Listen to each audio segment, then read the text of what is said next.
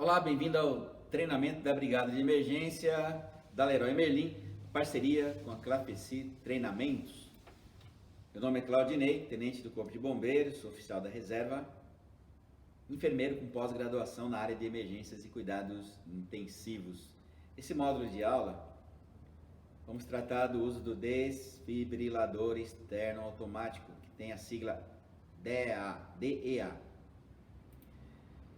Nossos objetivos são executar o uso do desfibrilador em conjunto com as manobras de ressuscitação cardiopulmonar. Esse equipamento deve ser usado o mais precoce possível. Assim que está disponível, ele é utilizado, já que cada minuto sem desfibrilação corresponde a 10% menos chance de sobrevivência. Ele faz parte, esse procedimento, do terceiro elo da cadeia da sobrevivência que nós vimos na parte de ressuscitação cardiopulmonar. Por isso que esse equipamento deve ser levado preventivamente. Se alguém perde a consciência, a próxima etapa é perder os sinais vitais, entrar em parada cardíaca. Se eu tenho o equipamento no local, em menos de 1 minuto eu consigo ligá-lo e aplicar o choque. Isso feito, a chance de sobrevivência supera 70% e vai até 94%, dependendo das condições de resposta do paciente. Mas, se eu esperar que alguém entre em parada cardíaca, para depois ir buscar um desfibrilador, cada minuto que eu demorar para buscar e usar, 10% menos chance de sobrevivência. Lojas Leroy Merlin, em todo o Brasil, possui desfibrilador, que já foi utilizado em emergências dentro da loja. Daí a importância da capacitação de todos os brigadistas. Todos os nossos brigadistas recebem uma certificação para uso do equipamento, assim como a loja recebe o seu certificado respectivo. Mas para que serve esse equipamento? Veremos. O seu coração e o meu tem que bater a vida inteira, literalmente, em torno de 60 a 100 vezes por minuto em repouso, aumentando ou diminuindo a frequência conforme a necessidade do organismo. O corpo aumenta ou diminui se há necessidade de maior suprimento de oxigênio cerebral, muscular, já que qual é a função básica do coração? Bombear sangue. Qual a função do sangue? Uma das: transporte de oxigênio, transporte de nutrientes, de líquido corporal, manutenção da temperatura corporal, defesa do organismo. E as células exigem constante suprimento, especialmente de oxigênio. O cérebro ele consome 20% de todo o oxigênio corporal. Para ter ideia, quando o coração cessa, apenas 4 minutos de resistência das células cerebrais. A partir daí elas começam a morrer e com 10 minutos ocorrerá a morte cerebral. E todos os demais órgãos, não só o cérebro, mas do encéfalo, que é o conjunto de órgãos que está dentro da cabeça, estarão mortos. Isso que determina a morte definitiva, constatada por médicos, a morte encefálica. Nosso coração ele não depende do cérebro para bater. Existe um sistema elétrico, composto pelo nó sinusal, que é o nosso marca-passo cardíaco natural, e uma série de nervos que cada vez vai ficando menor, de forma que ao redor de cada célula eu tenho um nervo como se fosse um fio elétrico, distribuindo os choques aplicados pelo marca-passo. O marca-passo ele é autônomo, ele produz eletricidade. Cada choque gerado nele contrai simultaneamente átrios, que são as câmaras que recebem sangue, ventrículos, que são as câmaras que bombeiam sangue para algum local. Ventrículo direito bombeia sangue para os pulmões. Lá nos pulmões eles trocam oxigênio por gás carbônico. Esse sangue oxigenado volta para o átrio esquerdo, vai para o ventrículo esquerdo, bem mais volumoso, que ejeta esse sangue através da aorta para o cérebro, para o dedão do pé. Isso tem que se processar em torno aí em 1 minuto todo o seu sangue circula pelo coração. Às vezes é necessário que o seu volume de sangue circule várias vezes por minuto no seu coração. Você está correndo, fazendo uma atividade que tem grande estresse físico, grande exigência de oxigênio. O corpo se adapta a isso e o coração está sempre ativo. Só que esse coração nosso, ele pode entrar em pane, especialmente esse sistema elétrico. O músculo cardíaco pode ser lesado por um infarto agudo do miocárdio, porque entupiu as artérias coronárias que levam sangue oxigenado para ele próprio trabalhar. Daí a importância, especialmente a partir dos 30 anos de idade, que se faça anualmente um exame chamado eletrocardiograma. O eletrocardiograma é um desenho do sistema elétrico. Na verdade, é feito um exame do sistema elétrico com a pessoa em repouso e se observa contração do átrio, contração do ventrículo, relaxamento do ventrículo, um espaçamento entre cada batimento cardíaco. Um exame simples, barato, que pode se detectar arritmias cardíacas. E o médico propõe um tratamento que pode ser medicamentoso. O medicamento não ajuda? Vamos fazer uma cirurgia. Ou então implantar um marca-passo, que é um aparelho que vai auxiliar o marca-passo principal. Ou muitas vezes vai ser necessário um transplante cardíaco para que haja sobrevivência daquele paciente. Se não for feito um exame com frequência ou numa emergência, não haverá como detectar essas arritmias. Às vezes uma arritmia simples poderá se tornar uma arritmia mais complexa, gerando inclusive a parada do funcionamento cardíaco. Uma dessas emergências é chamada fibrilação ventricular. Estamos analisando aqui um batimento cardíaco irregular, um coração que está infartando.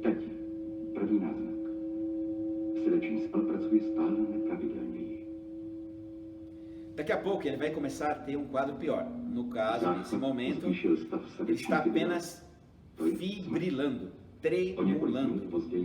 Isso faz com que não haja circulação eficaz. A fibrilação ventricular, ela consome mais energia do que um coração batendo normal. E esta arritmia somente cessa com o emprego de um choque dado por um desfibrilador. Quando nós analisarmos esse paciente com o coração fibrilando, a vítima estará inconsciente, não respira e um profissional de saúde não conseguiria checar pulso no pescoço, em qualquer outra região. Mas a gente percebe que esse coração ainda está funcionando, mas incapaz de bombear sangue. Então isso é uma parada cardíaca, tecnicamente. Essa é o tipo de arritmia mais frequente que leva ao uso do equipamento chamado desfibrilador externo automático. Existe um outro tipo de arritmia chamada taquicardia ventricular sem pulso. O coração está batendo tão rápido, mas tão rápido, que ele é incapaz de bombear sangue. Só que corresponde a menos de 10% de todas as paradas cardíacas em que é exigido o uso de choque para tratá-lo. O desfibrilador, esse é o modelo usado preferencialmente na Leroy Merlin. É um equipamento simples de operar, de autodiagnóstico, então não depende, a interpretação da parada cardíaca não depende do socorrista, ele faz a interpretação. Nossa função é saber operá-lo, saber ligar um equipamento, dar o choque correspondente e seguir instruções visuais e sonoras do aparelho. Na parte prática, isso ficará mais evidente. Nós temos apenas que avaliar a vítima e saber ligar e empregar corretamente o aparelho e seguir as suas instruções visuais e sonoras. Ele dispõe de um conjunto de eletrodos que fica localizado debaixo do aparelho. Nós sugerimos que na primeira reunião de brigada, os novos brigadistas tenham acesso ao equipamento. Pode ligá-lo, o que eu não posso fazer é ligá-lo com frequência, porque ele já tem um autodiagnóstico diário, mensal e semanal. Se por acaso houver descarga da bateria e algum defeito, ele já mostra nestes alarmes visuais e sonoros, correspondente ao problema que foi constatado na sua checagem periódica, checagem automática. Debaixo do aparelho nós temos um conjunto de bateria e eletrodo. Esse pacote de eletrodos está lacrado dentro de um prazo de validade inserido nele próprio, só deve ser aberto no momento da utilização. E, quando vencer o prazo de validade, deve ser descartado para uso. Na verdade, devemos deixar para treinamento. Você abre, deixa para treinamento, escreve treinamento, evitando que alguém faça uso numa situação real. Lógico que você vai deixar isso em outro setor, não pode deixar junto com o aparelho. Junto com o aparelho, somente eletrodos e baterias dentro do prazo de validade. Esse conjunto eletrodo-bateria, ele é uma peça única, acoplada, integrada. Geralmente, quando vence um, vence o outro. E sempre que tiver um primeiro uso, ele deverá ser descartado. Junto com o aparelho, devemos ter uma série de acessórios para permitir sua utilização.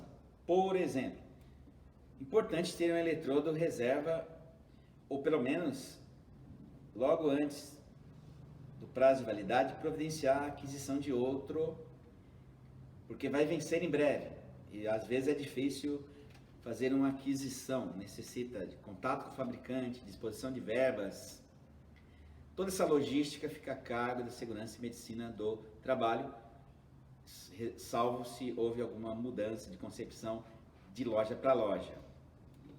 Uma tesoura de cortar vestes, porque vai ser necessário expor o tórax do paciente, afastar vestes durante sua utilização. Uma toalha, preferencialmente de pano, tamanho de uma toalha de rosto, para secar o tórax, permitindo a adesão adequada dos eletrodos. O eletrodo é formado de um gel adesivo condutor, deve estar bem aderido à pele, então ela tem que estar seca e raspada, caso o paciente apresente pelos no tórax em excesso, devemos raspar. O raspador pode ser um barbeador, desde que ele não tenha fita de gel. Esse gel ele acaba grudando no tórax do paciente, fica debaixo do eletrodo, serve de impedância torácica, resistência à passagem da corrente elétrica, impede completa adesão do adesivo ao tórax. Geralmente se utiliza um raspador sem essa fita de gel. Máscara de proteção, principalmente se houver um período ainda de pandemias, com essa recomendação. Antes mesmo de iniciar as compressões torácicas, devemos colocar no paciente uma máscara ou cobrir o rosto com uma toalha, um pano ou uma camiseta, para evitar que durante as compressões torácicas haja dispersões de aerossóis com vírus. Evidentemente que essas informações, nesse momento da sua instrução, pode ter sido revisada, mas enquanto durar a pandemia e não tiver vacina contra o coronavírus, este procedimento de cobrir a face do paciente com uma toalha, com um lençol, com uma máscara, com qualquer dispositivo que você tenha, é prioritário, antecede as compressões torácicas no paciente em parada cardíaca. Também podemos colocar junto com o equipamento materiais de proteção individual, como pelo menos luvas de procedimento. Mas máscaras adicionais, óculos, podem ser colocados no kit acessório. Deve ficar junto com o equipamento principal. Como que um desfibrilador detecta uma arritmia? Este é o eletrocardiograma de um batimento cardíaco normal. A gente percebe um desenho todo bonito, organizado, de um coração batendo 69 vezes por minuto. Se você já fez um eletrocardiograma, já teve a curiosidade de observar o seu traçado. E às vezes até ficou preocupado com um risquinho a mais aqui. Mas essa interpretação depende da avaliação médica ou de um enfermeiro. Agora observe só como é o traçado eletrocardiográfico de um coração fibrilando. é totalmente irregular, típico. E isso é interpretado por um equipamento desfibrilador externo automático, que é um computador, um dos equipamentos mais sofisticados do mundo. Então ele tem a capacidade de, através de eletrodos adesivados ao tórax, captar os sinais elétricos emitidos pelo coração, por aquele sistema elétrico que está com defeito, mas ainda emitindo atividade elétrica. Registrar esse traçado, fazer a interpretação dele, e ele foi programado para, se o traçado do eletrocardiograma é similar a este, e aí ele faz uma série de exames contínuos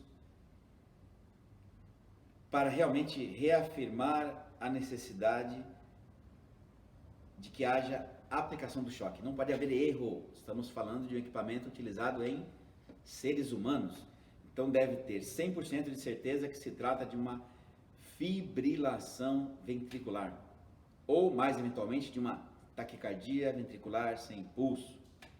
E aí sim, esse equipamento vai indicar a aplicação do choque. Na prática, nós, brigadistas, leigos, que não somos da área de saúde, nós temos que entender, a vítima está inconsciente, não respira, o coração parou.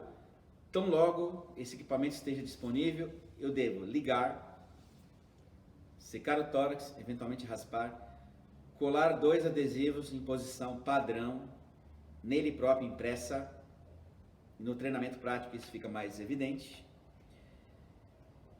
E seguir as instruções visuais e sonoras do aparelho. Se for necessário, apertamos o botão com segurança, porque há um risco pessoal, inclusive para outros socorristas ao redor, familiares, amigos, que não pode estar em contato com o paciente, sob pena de receber o mesmo choque e produzir lesões graves, inclusive a parada cardíaca. Aplicar esse choque e iniciar 2 minutos de compressões torácicas contínuas, rápidas, fortes, sem parar, com eficiência. E novamente seguir a instrução do aparelho, parando esse processo somente quando houver a mensagem choque não recomendado. E ainda assim faremos 2 avaliações. A vítima está respirando? Sim. Então houve retorno dos sinais vitais. Iremos colocá-la em decúbito lateral e esperar a chegada do resgate. Pode ser que esse choque não seja efetivo para o retorno normal dos batimentos cardíacos, ainda que associada às suas compressões torácicas efetivas.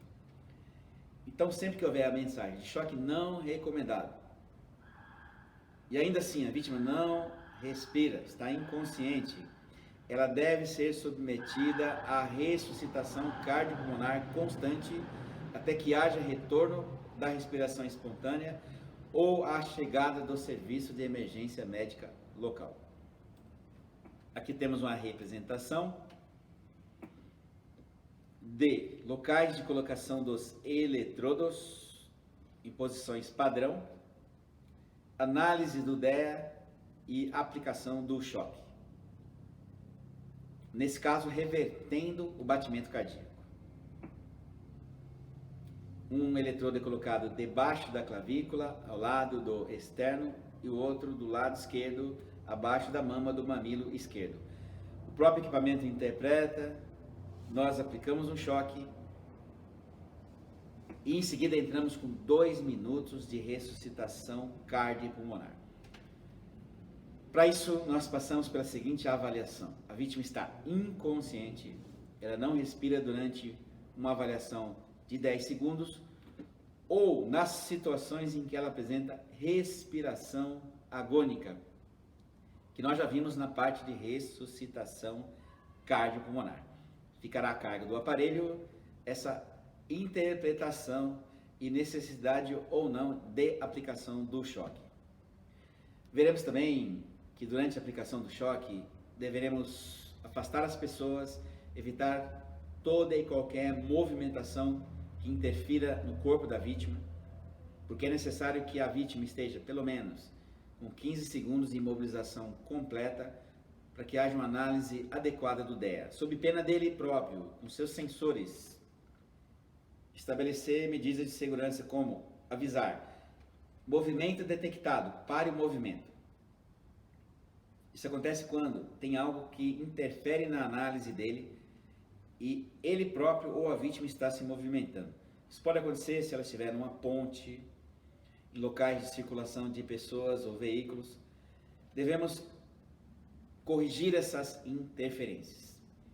Também não é apropriado o uso de rádio de comunicação que possa interferir no dispositivo eletrônico, pelo menos a 2 metros de distância do aparelho. Com relação à segurança da cena, nós temos aqui um exemplo em que dentro de uma ambulância está sendo feita uma desfibrilação manual com equipamento operado somente por esses médicos, mas o choque é o mesmo. No momento do choque, o acompanhante toca na vítima e recebe a descarga elétrica, entrando em parada cardiorrespiratória. Houve certamente aí uma negligência na hora da aplicação do choque em afastar as pessoas ou a pessoa presente.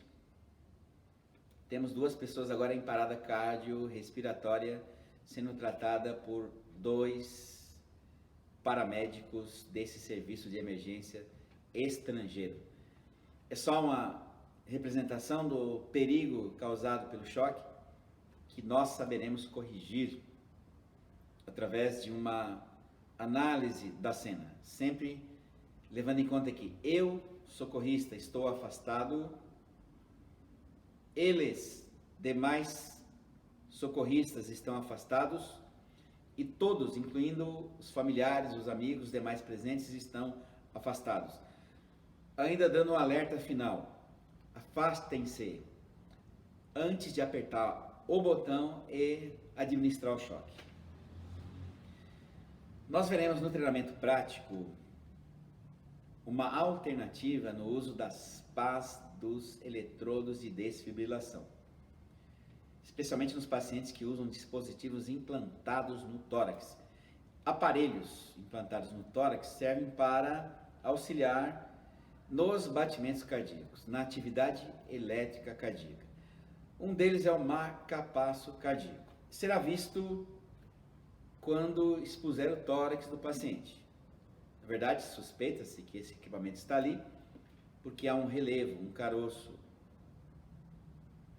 Ou alguém está dizendo, ele usa aparelho. Nesse caso, se usássemos as pás de desfibrilação, também conhecido como eletrodos de desfibrilação, adesivos, na posição padrão, nós estaremos sobrepondo essa pá em cima de um aparelho de metal que oferece resistência à passagem da corrente elétrica.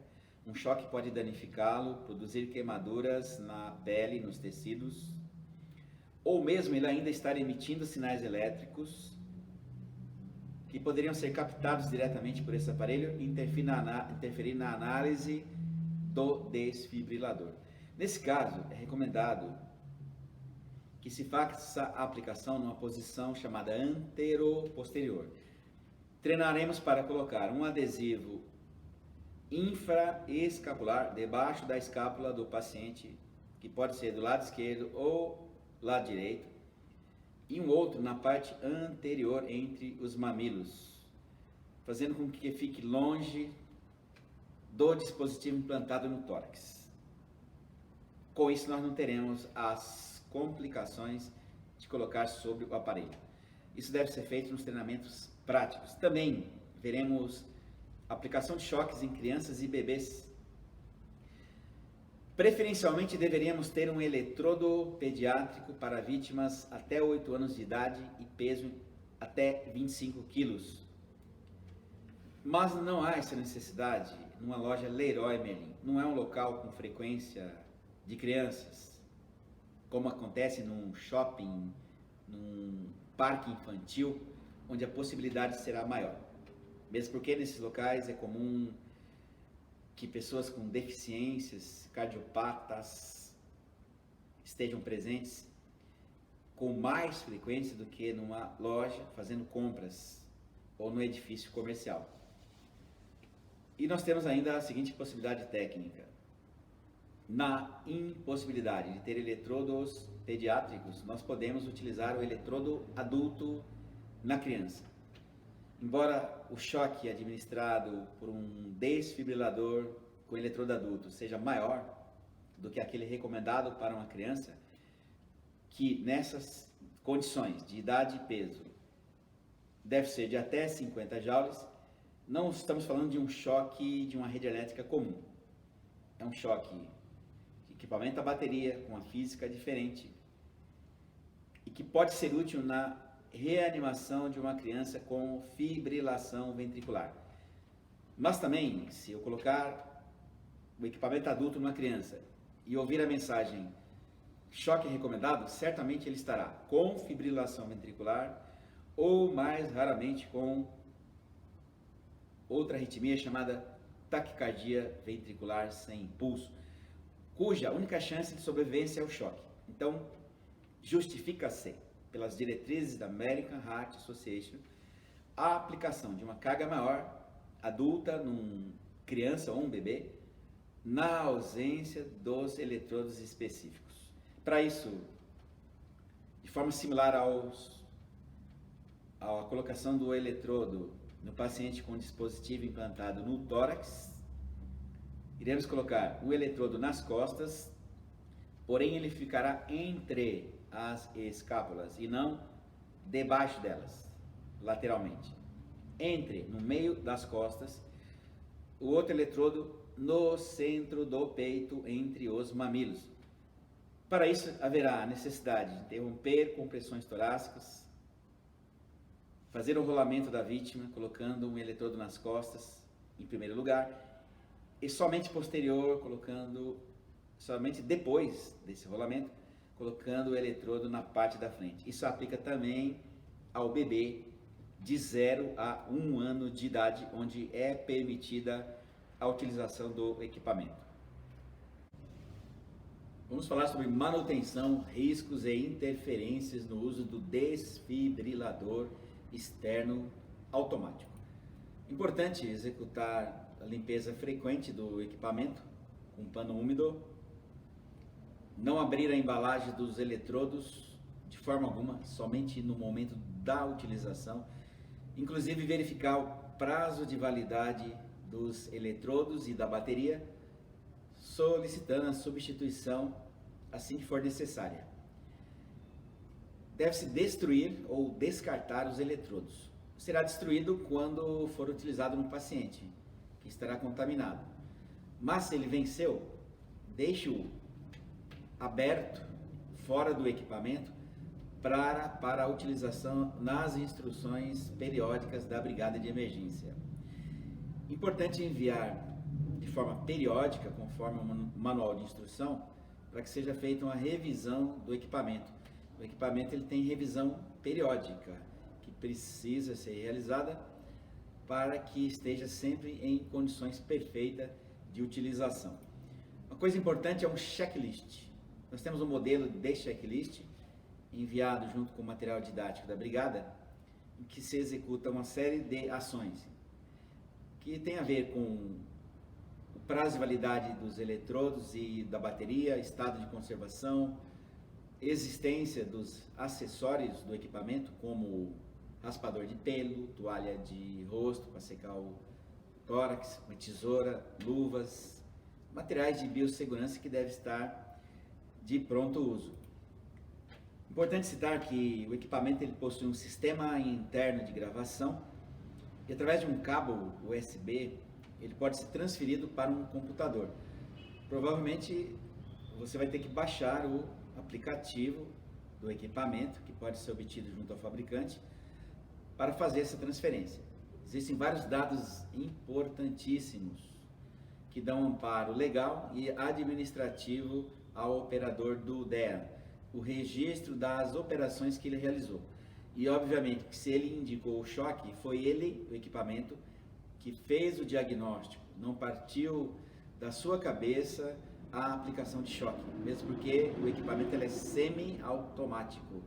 Ele faz a análise, a interpretação e você apenas faz a operação do equipamento e a administração do choque. Por isso que uma pessoa leiga que não é da área de saúde, ele pode utilizar, desde que tenha um treinamento específico. Vou passar a discorrer sobre alguns riscos que você deve eliminar durante a utilização do DEA na cena de emergência. Por exemplo, a vítima está sobre uma superfície molhada. Eu sei que não é a realidade de uma loja, mas o operador de DEA, ele está apto a utilizar em qualquer circunstância em que ele se encontrar. Então ele está num resort, hospedado nas férias, aí tem um desfibrilador. Ele pode operar, porque ele é um socorrista habilitado. Mesmo a vítima que esteja na chuva, num pátio, ou estivesse executando uma atividade com o corpo molhado, ele deverá ser retirado daquela área para uma superfície seca. Por exemplo, uma prancha longa, rígida, de imobilização é uma superfície seca. Ele pode ser colocado em cima de uma prancha, secar pelo menos a parte anterior do tórax, onde serão adesivados os eletrodos, para depois fazer a sua colocação. Agora, se alguém apenas passou um pano úmido numa sala e alguém está caído em parada cardíaca, você pode usar o equipamento sem problema nenhum, porque o risco é mínimo para o operador. O problema é quando há uma comunicação de água entre o corpo da vítima e o operador. Uma coisa importante são sistemas de oxigênio portátil.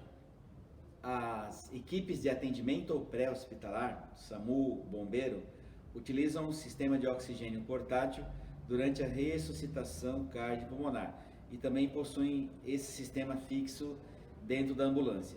Como será aplicado um choque que gera calor, esses equipamentos devem estar afastados, ou pelo menos fechados, não pode haver dispersão de oxigênio na área, porque há a possibilidade de princípios de incêndio.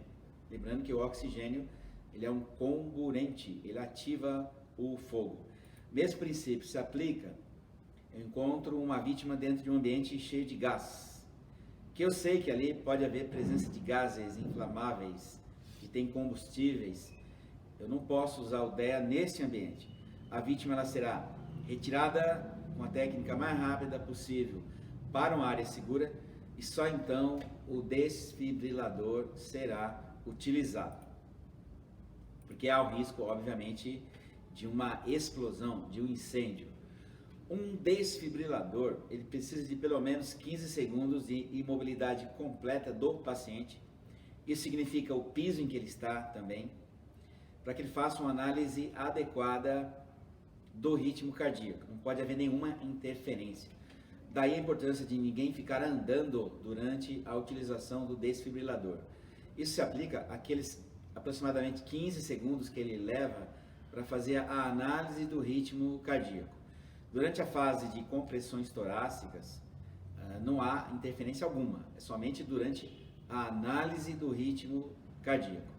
Pontes, por exemplo, estacionamentos elevados, estações de trem, metrô, durante a passagem de um veículo desses, acabam se movimentando, podem trazer alguma interferência. Obviamente que quem trabalha nessas áreas saberá fazer as devidas correções.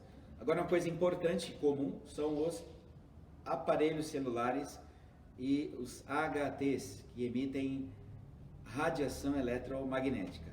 Um dos fabricantes estabelece o seguinte: o alto nível de radiação eletromagnética emitida por estes aparelhos podem resultar numa grande interferência, prejudicando o funcionamento normal do desfibrilador, colocando em risco a segurança do paciente, porque ele pode, por exemplo, indicar choque para uma pessoa que não precisa, ou simplesmente deixar de fazer a leitura do ritmo cardíaco, porque está sendo incapaz de fazer uma análise por interferência desses equipamentos.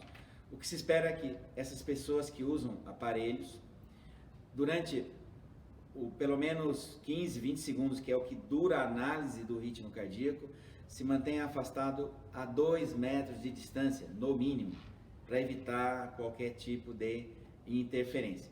Durante o processo de ressuscitação, compressões torácicas, é livre a utilização deste equipamento. Outro fator relevante é a eletricidade, incluindo a estática. produzida por motores, máquinas e movimentos. Se houver dispersão de energia no solo onde a vítima está, como por exemplo no interior de uma subestação elétrica, em locais onde se movimenta máquinas, motores, pode ser que, ao tentar fazer a leitura do ritmo cardíaco através de estímulos elétricos, da captação desses estímulos elétricos cardíacos, essa eletricidade externa interfira na análise do aparelho. Então é preciso, mais uma vez, se houver interferência, retirar a vítima do local de risco para uma área afastada e só então iniciar novamente o procedimento de análise do ritmo cardíaco. Curativos como curativos adesivos ou decorrentes de uma cirurgia, um pós-operatório, se aplicados na área do tórax, devem ser removidos porque se constituem de cola, que é material inflamável. Também oferecem resistência à passagem da corrente elétrica, gerando calor. O próprio fabricante de todos os equipamentos recomenda: removam esses curativos. O ideal é usar uma gaze úmida com alguma substância como água ou soro fisiológico para retirar a cola. Isso não deve ser feito de maneira demorada, porque implica em vida para o paciente. Daí a importância de ter, junto com o equipamento, uma compressa de gás em um frasco de 10 ml de soro fisiológico, para que, se houver necessidade, se faça a remoção desses adesivos. Leiam o manual do fabricante com relação à manutenção do equipamento e adotem todas essas medidas que aqui foram destacadas. Importante executar uma série de treinamentos práticos para capacitar no emprego do desfibrilador, em conjunto com as manobras de ressuscitação cardiopulmonar. Um dos exercícios que faremos é o emprego com um socorrista isolado. Ele então avalia que a vítima está inconsciente e não respira durante 10 segundos, para então ligar o desfibrilador, secar o tórax nos locais de aplicação dos eletrodos. Eletrodos são aplicados numa posição padrão. O equipamento faz a leitura, recomenda o choque e ele deve iniciar, depois da aplicação do choque, a ressuscitação cardiopulmonar. Importante cobrir a face do paciente em tempos de pandemia para evitar a dispersão de aerossóis. Uma vez que o choque não é mais recomendado e a vítima teve retorno dos sinais vitais, ela é colocada em decúbito lateral com as vias aéreas liberadas, mantida em observação até a chegada do serviço de emergência médica. Daí a importância do treinamento prático para capacitar em todas essas ações. Veremos agora o emprego num paciente pediátrico, numa criança, em que o socorrista, constatado a parada cardíaca, solicita o apoio do serviço de emergência médica, estando de posse de um desfibrilador. Faz primeiramente o rolamento da vítima, seca as costas e coloca o eletrodo respectivo entre as escápulas. Seca a parte da frente e coloca o outro eletrodo entre os mamilos. Uma vez que o choque é recomendado, aplica-se o choque, protege-se em tempos de pandemia para a possibilidade de emissões de aerossóis com vírus. E uma vez que a vítima retorna os sinais vitais, coloca a vítima em decúbito lateral com a via aérea liberada. Faremos isso no treinamento prático. Assim como o atendimento da vítimas bebês, constatada a parada cardíaca através de estímulo plantar, ou seja, inconsciência através de estímulo plantar, verificação da respiração, liga-se o DEA, deve-se expor o tórax, aplicar eletrodos no tórax entre as escápulas e o outro eletrodo entre os mamilos, assim como na criança. Aguarde-se análise do equipamento para fazer a administração do choque e inicia-se 2 minutos de compressões torácicas com a técnica apropriada para o bebê. E assim que houver retorno dos sinais vitais, a partir da análise depois do choque não recomendado, coloque-se a vítima em decúbito lateral. Pode ser necessária a aplicação de vários choques consecutivos, seguidos de 2 minutos de ressuscitação cardiopulmonar. No treinamento prático, isso ficará mais evidente. O que é importante?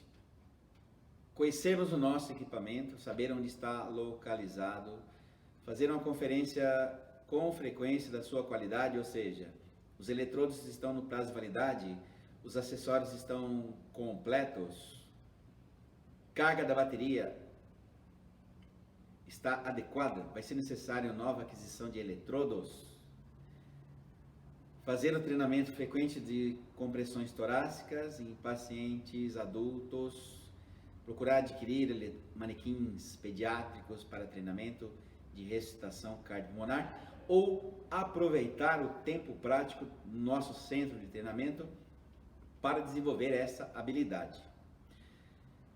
Gostaria que todos esses conhecimentos tenham sido úteis na sua capacitação, que serão importantes não só para a sua vida profissional, mas também para a vida inteira, porque no ambiente doméstico, nas relações familiares em geral e com seus amigos, poderá acontecer uma emergência e você estará apto na prestação dos primeiros socorros. Qualquer coisa, entre em contato conosco pelo WhatsApp.